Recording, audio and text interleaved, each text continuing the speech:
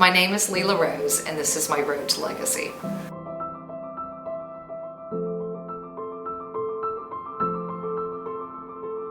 I work in the clothing industry, in the fashion industry, and in the high end of it, and it is a cutthroat world. And although I've been doing this for 20 years, it is still tough. You know, you're only as good as your last season and what product sold, and there's so many different forces that affect how your business is performing, and they're not all things that you can control. My customer has always been a woman. I think for the longest time, and still today, male designers get more attention and they're more celebrated. I've always known that as a woman, I understand what women want. I am a customer for this collection, and so I've always had a lot of confidence in that. But you know, it's difficult to be in a meeting where you don't understand all of the lingo that everyone's saying, and you're kind of like, yikes, what am I doing here? But at the same time, these people are here meeting with me because they value something that I have to offer, and so I need to recognize that and just keep going and show them what I do have to offer and use whatever words I know and whatever way I know how to speak about it, and not let other people derail you about what you think about yourself. And it's hard to do that, but I think it's very important to do it as well.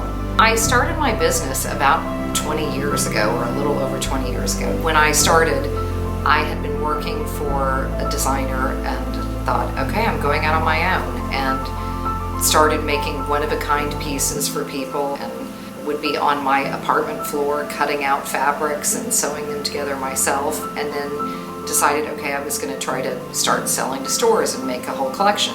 I had some friends from a previous job that gave me free space in their fabric warehouse, so I worked out of a fabric warehouse with bolts all around me, and I would kind of tent off my little areas when I had buyers come up, but delivery guys were coming in and out all the time, grabbing bolts of fabric during the middle of my appointments. And you know, I worked that way for probably 3 years. They were the loveliest people and really gave me free rent for 3 years while I just worked out of their fabric warehouse. We'd been in business for some time, but we kind of jumped onto the scene when George W. Bush became president, and we dressed both of the girls for their inaugurations and for different ceremonies around it, and all of that was really written up and quite celebrated. So that was a great jumping off point for us.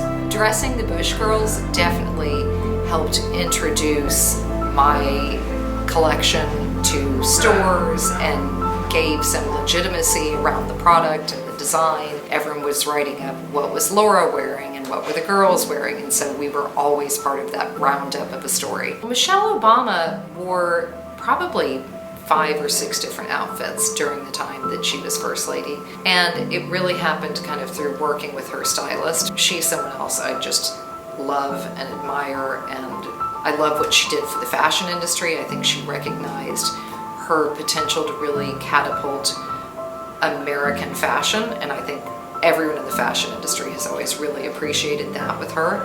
She's someone who didn't follow the norms and just kind of charted her own path, and I love how she's done that. Having been entrepreneurial really served me well in life, like learning at a younger age kind of how to talk to people and try to sell them a product and take feedback on that product, and you know, give them an invoice and negotiate prices. Like, that's something that really, even if you're just doing it from a lemonade stand or selling something on the corner, I think those really teach you some valuable lessons, and it's an experience that you can really gain a lot of knowledge from, because it kind of forces you to just open up and talk to someone on the street corner and say, hey, I have this product, I made this, would you like to buy it?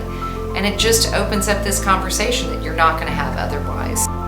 And for me, always having been entrepreneurial, I don't think I would have ever started the business of where we are today if I had not have had those experiences. And I think that those earlier experiences just taught me that, okay, I mean, it's silly, but I'm going to go out and try this on my own. I don't recommend it for everyone. It's an enormous amount of work and never stops being work, and you live with it day and night. I now have, 40 employees, and basically I know I'm responsible for their well-being and livelihood. This is where they make their money. This is where they provide for their families, and it's a lot of responsibility. There is something in the back of my head every day that is like, ugh, why do I do this to myself? But I'll tell you why I do it to myself. I love it. It provides the most interesting, creative life for me, and I wouldn't trade it for the world. This is my road to legacy.